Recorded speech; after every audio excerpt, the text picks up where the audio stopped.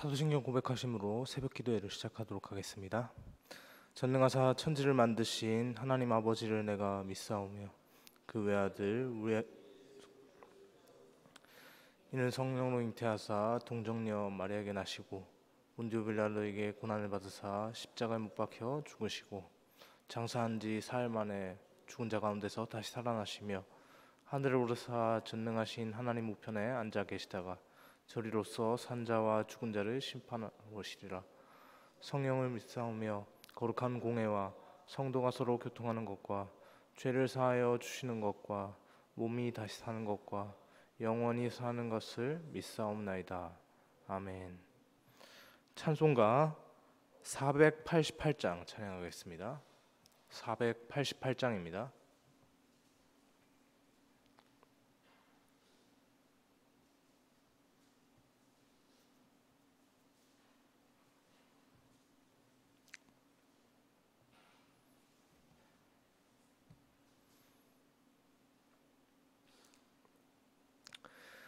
이 몸의 소망 무언과 우리 주 예수뿐일세.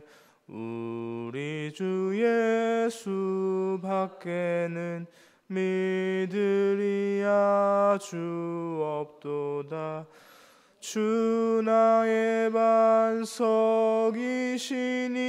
그 위에 내가 서리라.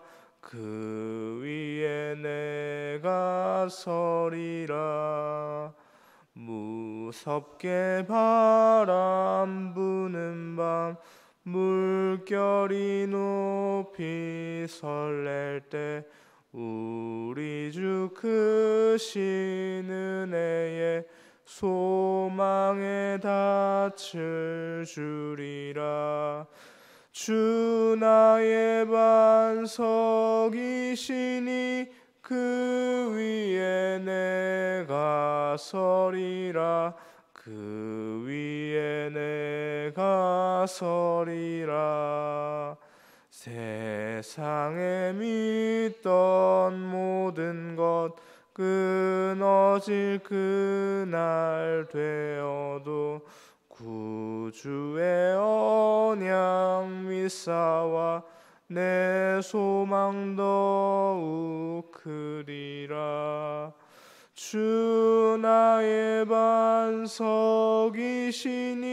그 위에 내가 서리라. 그 위에 내가 서리라. 바라던 천국 올라가 하나님 앞에 배울 때 구주의 의를 힘입어 어여시 바로 서리라. 주 나의 반석이시니 그 위에 내가 서리라. 그 위에 내가 서리라. 아멘. 이 시간에 함께 보실 하나님의 말씀은 예레미야 40장 1절에서 10절까지 말씀입니다. 예레미야 40장 1절에서 10절까지 말씀 함께 교독하겠습니다.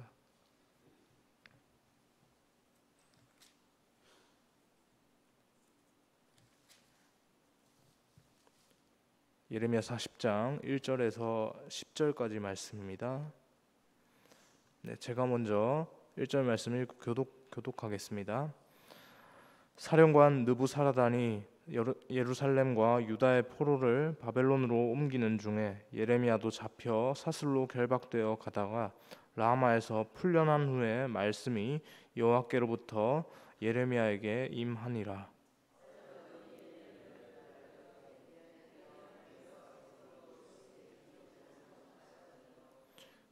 여호와께서 그가 말씀하신 대로 행하셨으니 이는 너희가 여호와께 범죄하고 그의 목소리에 순종하지 아니하였으므로 이제 이루어졌도다. 이 일이 너희에게 임한 것이니라.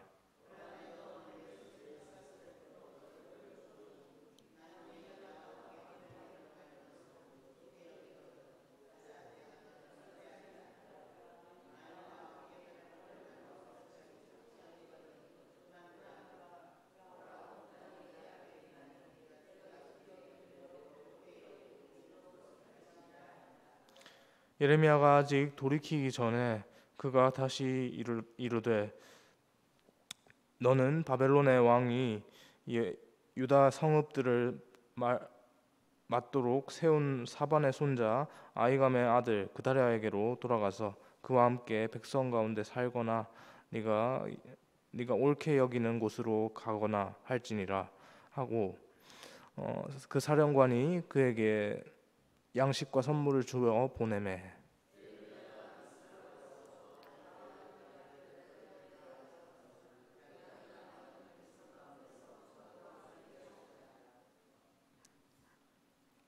들에 있는 모든 지휘관과 그 부하들이 바벨론의 왕이 아히감의 아들 그다랴에게 그 땅을 맡기고 남녀와 유아와 바벨론으로 잡혀가지 아니한 빈민을 그에게 위임하였다 함을 듣고,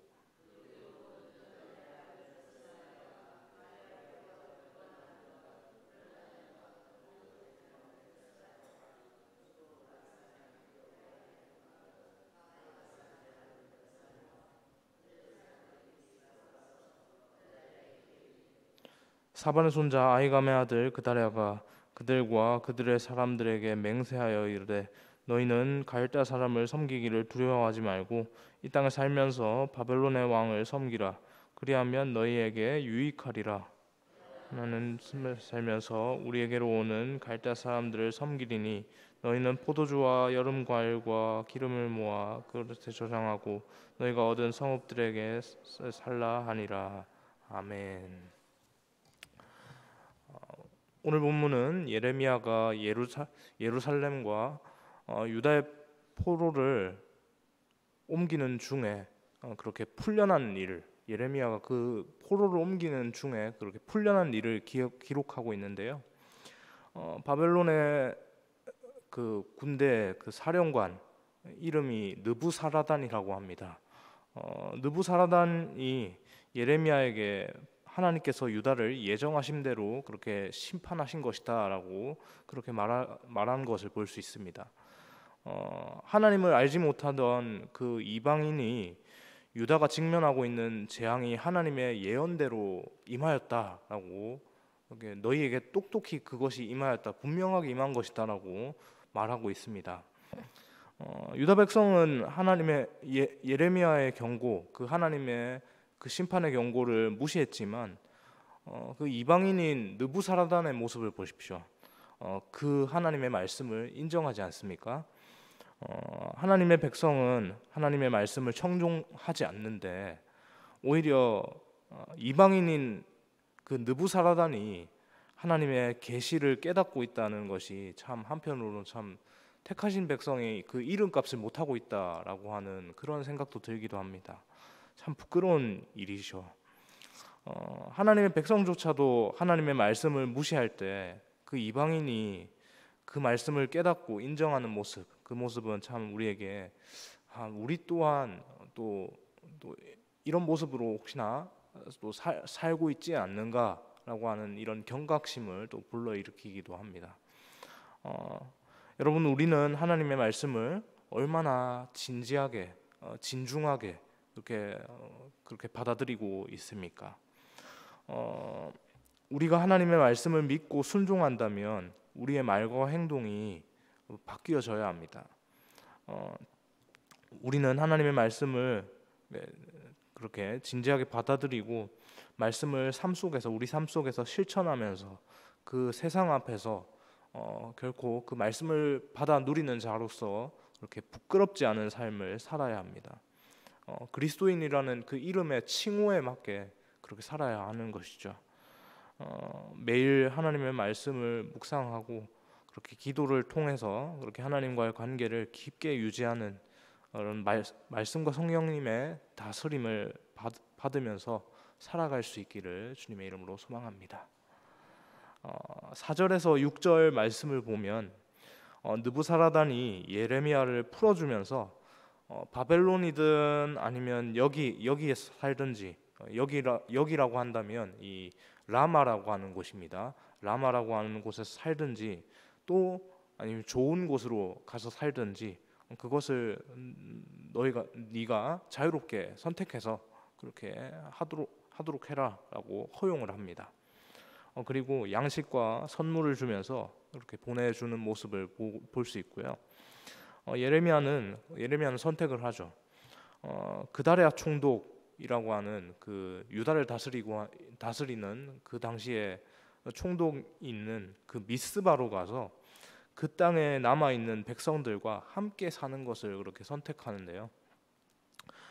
예레미야는 바벨론에서 그렇게 나름의 어떤 그 포로의 신분이지만 그래도 최소한의 어떤 그 대우를 받을 수 있었음에도 불구하고 그런 보장된 대우를 받는 것을 거절을 하고 고난과 황폐의 땅 유다에 남는 것을 선택을 합니다. 유다의 백성들과 그 땅에 남는 것을 또한 선택을 하죠.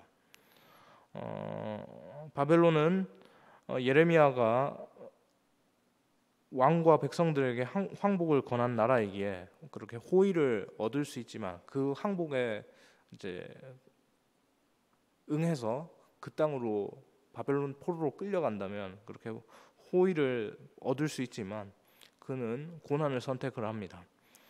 예레미야는 개인의 안락과 그런 재물을 추구하지 않았고 하나님의 뜻을 따르고 고난 속에서도 그 고난의 직면에 있는 그 동족들 유대인들과 유다의 백성들과 함께 하기를 원했습니다.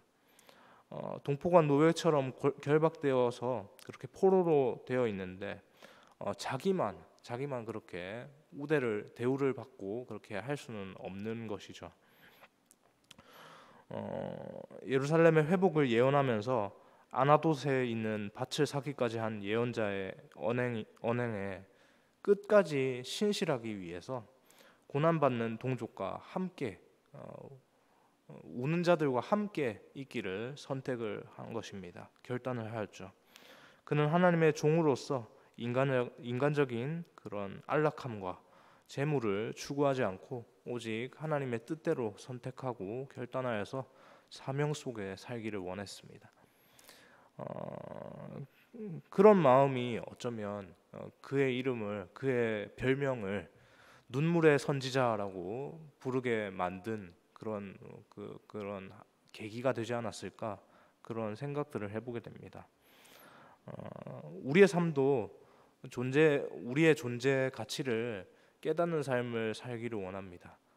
신앙은 단순히 편안함을 추구하는 것이 아니라 하나님의 뜻을 따르기 위해서 때로는 어려움과 고난을 감수하는 것입니다. 우리도 신앙생활을 하면서 어려움과 고난을 마주할 때가 있습니다. 상당히 많죠. 즐거움의 시간보다 사실 갈등을 겪고 고난을 겪는 시간들이 아무래도 더 많다라고 여겨지는데 하지만 그럴 때마다 하나님의 뜻을 기억하고 그분의 인도하심을 받으며 나아가야 합니다. 이러한 과정을 통해서 우리는 더 깊은 신앙으로 그리고 우리의 존재의 가치를 깨닫는 그런 시간들로 그렇게 그 시간들을 채워갈 수가 있을 겁니다. 우리의 존재의 목적, 존재의 가치를 깨달아서 하나님의 목적을 이루는 삶을 살아갈 수 있기를 주님의 이름으로 소망합니다. 한편 바벨론의 군대의 그 소탕 작전을 피해서 달아났던 유다군 패잔병들이 마을에서 멀리 떨어진 한적한 곳에 집결해 있다가 그다랴가 다스리던 그곳으로 다시 돌아옵니다. 그다랴가 다스리던 곳에 지금 누가 가 있습니까? 예레미야가 가 있는 상태이죠. 예레미야도 그 땅으로 가 있고 유다 백성들과 함께하고 있는 상태인데 그 땅으로 지금 유다의 패잔병들까지 돌아오게 됩니다. 유다 땅에 남녀와 유아와 바벨론으로 잡혀가지 않은 그런 빈민을 그다랴에게 위임하였다는 소식을 듣게 되었고 그 성경을 보니까 그 사람 이름이 몇 명 등장하죠. 이 새벽 시간에 좀 읽기가 좀 난해한 그런 이름들 몇 명이 있었습니다. 요하난, 뭐 스라야, 뭐 그런 여러 가지 이름들이 있었죠. 그 사람들이 가서 그다랴에게 이제 가서 도착을 해서 그들과 함께 있었죠. 또 그들에게 그다랴가 말을 합니다. 본문 9절과 10절 말씀인데요. 9절 10절 말씀 함께 읽겠습니다. 사반의 손자 아이감의 아들 그다랴가 그들과 그들의 사람들에게 맹세하여 이르되 너희는 갈대 사람을 섬기기를 두려워하지 말고 이 땅에 살면서 바벨론 왕을 섬기라. 그리하면 너에게 유익하리라. 보라, 나는 미스바에 살면서 유르게를 오는 갈대 사람을 섬기리니 너희는 포도주와 여름 과일과 기름을 모아 그릇에 저장하고 너희가 얻은 성읍들에 살라 하니라. 아멘. 유다의 지금 연약한 자들과 지금 총독과 함께 사는 것이지만 사실 그 땅도 사실 엄밀히 말하면 이미 바벨론의 지배 아래 있는 상태입니다. 바벨론의 지배 아래 있지만 바벨론 땅으로 바벨론 본국으로 예레미야가 돌아가지 않고 그렇게 미스바라고 하는 바벨론이 유다 총독을 보내서 총독으로 다스리게 하던 그 땅에 남아서 지금 백성들과 함께하고 있는데 그 땅에 있는 그다랴라고 하는 이 유다의 총독이 지금 이렇게 말하고 있는 겁니다. 그다랴의 이 정책을 보면 겉으로는 참 친바벨론적이다. 아주 우리가 뭐 친일파라고 그렇게 부르는 것처럼 친바벨론적으로 아주 그 사람들을 섬기고 그렇게 해라라고 그렇게 얘기하는 것을 볼 수 있는데 실제로는 예레미야가 전한 하나님의 말씀과 일치하는 중요한 메시지를 아주 담고 있는데요.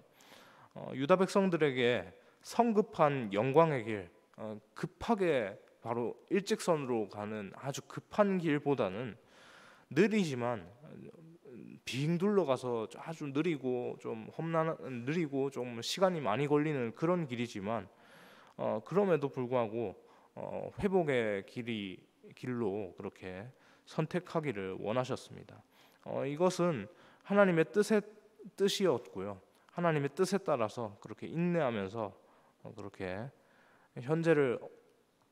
현재의 어려움을 묵묵하게 감당하는 삶이다라고 보여지는데요. 여러분 말씀을 정리하면요. 하나님의 계획은 우리의 생각을 아득히 뛰어넘습니다. 우리의 수준의 그런 생각과는 차원이 다른 것이죠. 우리는 당장의 필요에만 급급하지만 하나님은 우리 인생의 전체를 보시고 그 전체, 우리 인생의 전체뿐만 아니라 택하신 백성, 우리 한 사람 한 사람 말고 이 택하신 백성들, 하나님께서 택하신 백성들이 우리 후대에도 계속해서 나오지 않겠습니까? 그 택하신 백성의 전체 그 시간을 보시고 하나님의 선하신 뜻대로 우리 모두의 삶의 방향들을, 우리 인류의 모든 삶의 방향들을 하나님께서 이끌어 가십니다. 문제는 그렇다 보니까 하나님의 일하심이 도무지 납득이 안 되는 경우가 너무나도 많다는 것인데요.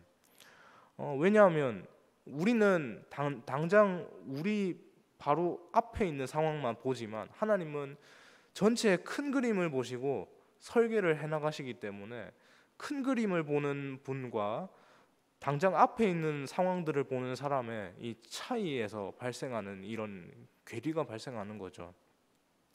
그런데 하나님께서는 이러한 상황에서도 우리가 하나님의 뜻을 신뢰하고 인내하고 그렇게 말씀에 순종하기를 원하십니다. 이번 한 주의 일상을 시작하는 이 새벽에 그러한 마음을 품을 수 있도록 우리가 구하며 나아갈 수 있길 원합니다. 오늘 말씀처럼 당장에 그다랴가 유다 총독 그다랴가 그렇게 이렇게 친바벨론적으로 행동하는 그것들 그 백성들의 입장에서는 분명히 이해가 안 되는 상황이지만 결국에 하나님께서 그것을 통해서 남은 자들을 70년이 찬 뒤에 다시 되돌아오도록 그렇게 하셨지 않습니까? 그 사실을 우리가 기억하면서 우리 또한 우리 당장의 이 직면한 상황들은 우리가 보기에 하나님 이게 맞나요? 라고 할 수 있지만, 그럼에도 불구하고 하나님께서 큰 그림을 그리시고 우리의 삶을 방향을 잡아서 이끌어 가신다는 것을 우리가 기억하며 그 하나님께 소망을 두고 하나님께 구하며 나아갈 수 있기를 주님의 이름으로 소망합니다. 기도하겠습니다. 사랑의 주님, 감사합니다. 하나님, 우리에게 소망이 없습니다. 하나님,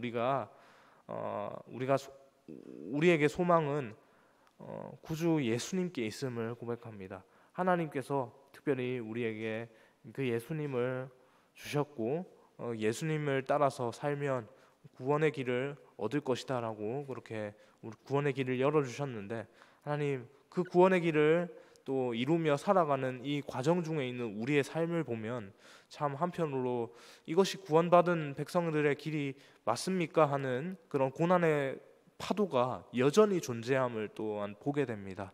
하나님, 그때 우리가 오늘의 말씀을 다시 한번 붙들 수 있게 하여 주옵소서. 하나님, 고난이 여전히 우리의 마음을 엄습하고 성난 물결같이 이렇게 그렇게 위협할 때, 그때 우리가 말씀으로 하나님의 말씀을 붙잡고, 하나님, 그럼에도 불구하고 하나님께서 우리의 삶을 끝까지 책임지시고 끝까지 인도하신다는 것을 붙잡으며 그렇게 살아갈 수 있도록 인도하여 주옵소서.